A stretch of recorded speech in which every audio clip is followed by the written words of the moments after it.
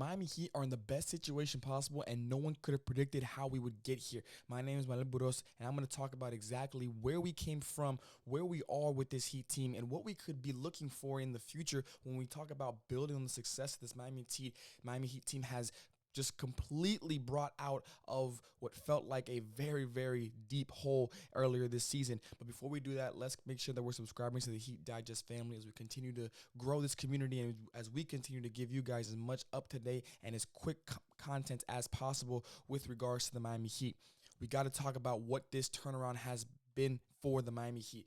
What a turnaround it has been for this team. I can't stress it enough. 3 straight wins against 3 solid opponents, the Lakers, the Suns, and the Cleveland Cavaliers. Yes, the Lakers kind of a little bit hobbled after their hot start. The Phoenix Suns have had a little bit of injury problems, but at the end of the day, the Miami Heat, before those 3 games, were not looking so good. They were 9-10. Things were not looking up, but since then, they're averaging over 125 points per game. They're shooting just over 50% 52.7, and just over 45% from the three-point line at 45.7. It has been an absolutely unbelievable, and one could even say an unreal turnaround for this team that is now 12-10, that is sitting comfortably in the 5th spot in the Eastern Conference. And when we talk about these next few games, we talk about winnable games for the Miami Heat. We're talking about teams like Detroit, teams like Brooklyn, a rematch with Orlando. Toronto is the next team on the slate. The only real test that I see in these next 5 games or so for the Miami Heat are the Oklahoma City Thunder, and I believe it will be at home, if I'm not mistaken.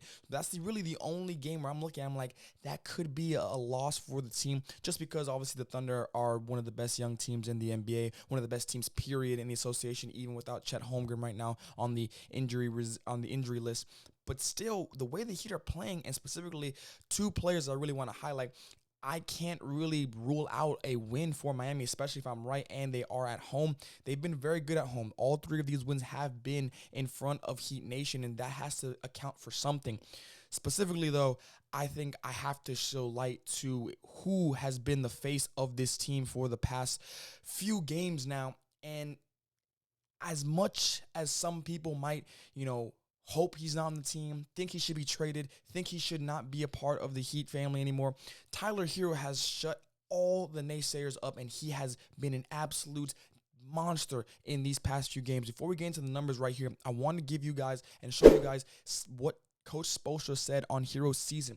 Quote, "With Tyler, I've always respected his ambition, and I want to push him and create an environment that's going to bring out the best in him. You add that ambition with just a relentless work ethic. Obviously, that is exactly what we have all been wanting to see from Tyler Herro. We wanted him to be just the face of this organization since he bursted on the scene his rookie year, and then continued to burst in the bubble in the Eastern Conference Finals when he went for that 37-point performance against the Celtics.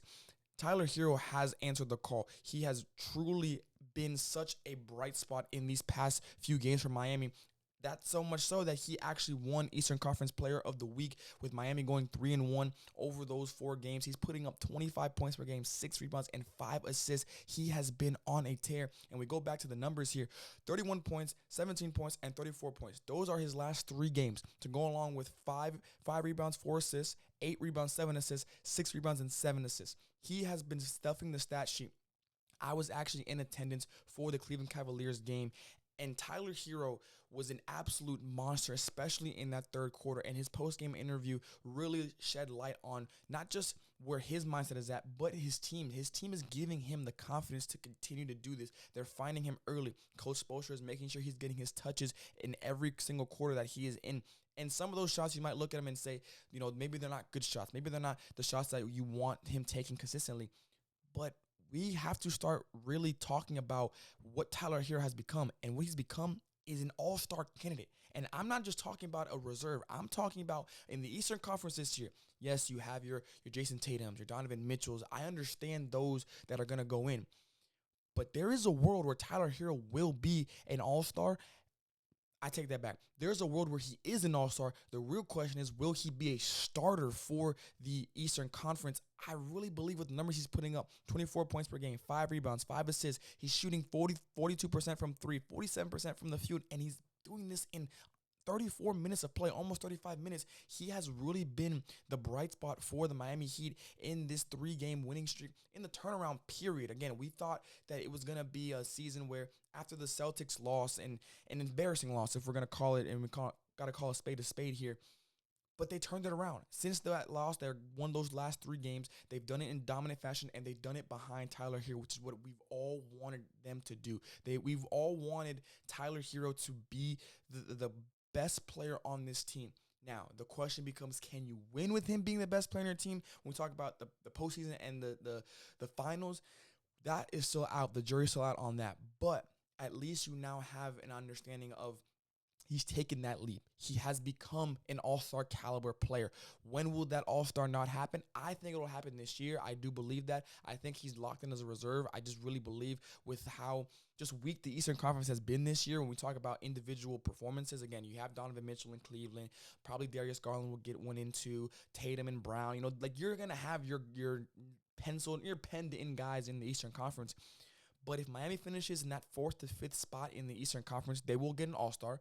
And that all-star probably will be Tyler Herro over Jimmy, over Bam, because he has been the best player the entire season. Even when there was a slump for the team, he was the most consistent part of the whole totality of the season up to this point. And now that we're doing it, or that he's doing it, and it's resulting in wins and not empty stat calories, which is what a lot of fans out there and a lot of people have been kind of holding against him, you know, kind of similar to Devin Booker. I've always thought that they're very similar players. I used to call Tyler Herro, to be disrespectful, but, you know, a poor man's Devin Booker. I do believe Devin Booker is a better player, but I think that they have similar characteristics in their game, the way they play. I think Tyler's a little bit better off the bounce when we talk about creating for himself, but I think Booker is a little bit more efficient scoring and shooting the ball. Again, they have their pros and cons, but they're pretty much both, you know, 2 guards that can score with the best of them, that can be very efficient. You're not looking at them to be great defenders, but they can hunker down and get a stop when needed. And they're both added to their game of being a combo guards. Now you see Tyler running the one, initiating the offense. You see him being the point guard, so to speak, out there along with Jimmy and Bam. He has been such a bright spot in this season, and he's really been the most consistent bright spot. I'm going to keep saying it. He is what has led this Miami Heat team through the dark, through the storm, and now on the other side of it could be looking at really making this Heat make a push in the Eastern Conference to creep up in the standings. I wouldn't be surprised after these 5 games. Like I mentioned, you have Toronto, you have Orlando, you have Detroit. I believe in order it's Toronto, Detroit, Oklahoma City, then Brooklyn, Orlando. I could easily see a 4-1 record there. Again, I gotta give, you know, respect to the Thunder. They have been the best team, or one of the best teams in the Western Conference, and in the NBA as a whole. So I'm not gonna say that the Heat can win that one, but I will say that they can win the other 4, and I will say that Thunder game will not be a blowout. I don't see it being a blowout, especially if it's in Miami. I think it'll be a close game, and I'm very excited to see what Tyler Herro and the crew will do when these next 5 games do come. Now, Tyler's been the face of this kind of turnaround for Miami, no question about it. I think everybody can agree with that. But a unsung hero that I do want to give love to because he deserves it, it is none other than Drew Smith. Drew Smith has really been someone that I like and I have really come to appreciate in my time just watching the Miami Heat. It's crazy to think that he, you know, a year ago when he played against Cleveland, I saw the video literally earlier today. He got hurt and he wasn't able to really finish out the season, and he wasn't able to crack the rotation. But I also saw a post after the Cleveland game, might have been after the Phoenix game, as a matter of fact, where it was a tweet that said, shout out to Miami, basically, for trusting in Drew Smith and seeing the characteristics that a lot of us as Heat fans, including myself, did not really see. And when I was watching that Cleveland game, the 2 things that I got away from it were Tyler Herro has taken the leap. He's taken the leap. We'll see if it stays through the rest of the season. And Drew Smith has turned into a very, very, very capable rotational player. Again, you look at those numbers, 3, 7, and 11, 3 rebounds, 4 rebounds, 4 rebounds, 3 assists, 1 assist, 2 assists. They're not going to jump out at you. They're not going to. But the number I really want you guys to focus on is the shooting numbers. If he can go 1 for 2, 3 for 5, 4 for 9, if he can go 1 for 1 from the 3-point line, 1 for 3, 3 for 6, those are going to be the numbers that win us games in the regular season. And I do believe he'll continue this and continue to earn minutes when postseason comes, he will be the reason we win postseason games, not series. I don't think he's gotten to that level yet, because I believe the highest level a rotation player can be in the NBA is a role player that can win you a series. And we've seen that happen before. We've seen the Danny Greens of the world kind of win their team or their respective team series because of the way they shoot the ball or the way they impact the game. And I don't know if Drew Smith is there yet, but the way he's been playing, again, that Cleveland game really, really surprised me, because not so much his impact, again, those 11 points at the bottom of the stats right there, it was the trust that Coach Spo and the staff had in him to continue to leave him out there. Because I'm not going to lie, there were some moments in that game where I was a little confused on how he was still out there, because I wasn't really focusing on what everything else he was doing. I was focusing on the misses or the turnovers or the bad decisions. But when I really took a second and realized, they're looking at him to be that Swiss Army knife. They're looking at him to be that glue guy in the rotation, where there's a world, because of his defense, and if he continues to improve his three-point shot like he has, again, a 4-for-9 game and then 3 of 6 from three-point line, if he can do that, he might even end up playing minutes with Tyler, with Bam, with Jimmy, with Rozier, which I'll get to in a second here. I think Drew Smith has really found his niche with this Miami Heat team. Another diamond in the rough of someone who trusted the process. The Heat trusted in because of the God-given tools he has. He's very athletic. He's got a long wingspan. He's good on defense. You just got to trust that shot. And if you can trust that shot, again, you don't got to be perfect. You don't got to make every single one.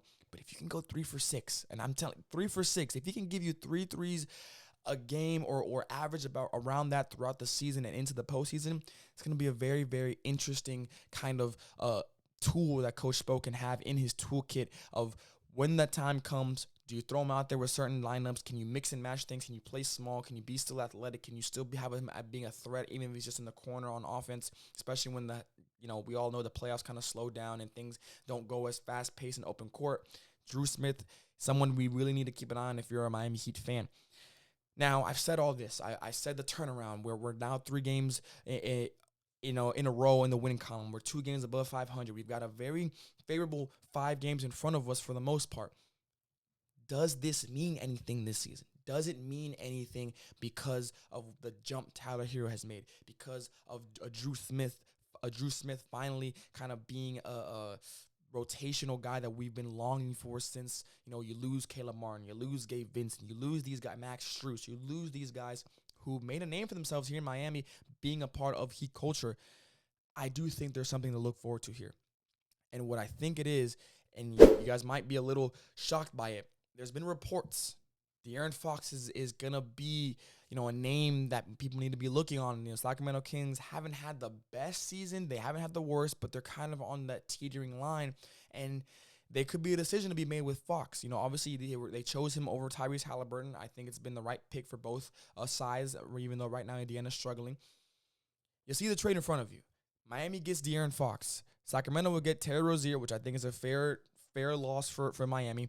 Jaime Jaquez Jr., Nikola Jovic, Khalil Ware, and a 2030 first-round pick that's unprotected.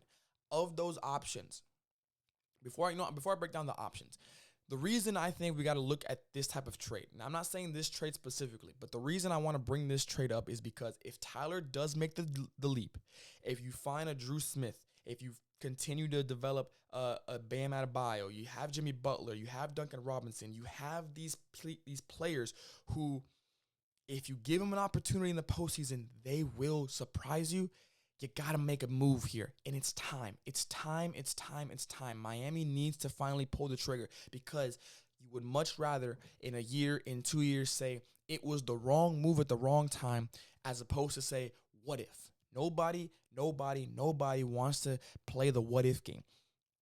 For the trade itself, I'm okay with losing Terry. I think he's bounced back a little bit this year, but I still think it wouldn't be the worst thing. I think you definitely upgrade from Terry Rozier to De'Aaron Fox. I'm pulling Jaime from that trade. I don't want to. If Jaime's in that trade, I'm not doing it. Nikola Jovic, I'm okay with losing him. I really am. Khalil Ware, I'm up in the air. I know the reports of him going to the Skyforce, the G League team for the Heat. I know there's just so much upside with him, and I really don't want him to be in this trade. I would rather put somebody else in that trade. I'd rather put another pick, to be honest. I'm okay with losing Terry Rozier. I'm okay with losing Nikola Jovic. I just don't really want to part with Kaleo Ware, and I'm definitely not parting with Jaime Jaquez Jr. I think he's having a sophomore slump. It's very understandable, but he's still going to be a very good player when that leap comes next year, which I fully expect it to come. So I don't want to kind of bail on that one just yet. I'm trusting in Jaime for the rest of the season and into next season. Overall, again, I'm not saying that that's the trade we need to make. What I'm saying is that's a trade that is out there that Miami needs to understand. It's time to pull the trigger. We need to make a splash. Yes, Miami will always be one of the most sought after teams because the weather, because of the organization, because of Pat Riley, because of Coach Spoelstra, because of what we can create for these other players who are looking to make maybe not even money, just make a career for themselves, carve out careers. We do that here in Miami. Again, Gabe Vincent, Max Strus, Caleb Martin. We do that here in Miami. But you still need to have that next level. Miami right now, even with Tyler Herro making an all-star leap possibly, even with Bam Adebayo having not one of his best seasons, but still an all-star type season. I don't think he'll be an all-star, but he's having that type of season. With Jimmy still being Jimmy Butler, Duncan Robinson having a great kind of under-the-radar season with the way he's shooting the ball. I feel like you need to help them. You need to give them some type of help, and I think a De'Aaron Fox type, I would love De'Aaron Fox, but a De'Aaron Fox type is what I'm looking for. A player that's not necessarily a star, but a little bit higher than an all-star. That in-between area that you could say a good season, and we'll look at him as making that leap, or even a bad season, and he's still, again, all-star caliber player, one of the best guards in the association, and you put him next to Tyler Herro, you increase the speed of that offense. I really think Miami could benefit from a De'Aaron Fox, or again, a De'Aaron Fox type of player. With that being said, leave down below in the comments what's been your biggest takeaway from these last 3 games and really this turnaround for Miami. And what do you think is going to happen these next 5 games? Do you see them going 5-0? Do you see them going 4-1? Do you think it's going to come back down to earth a little bit? Let us know in the comments below, and we'll catch you on the next episode of Heat Digest.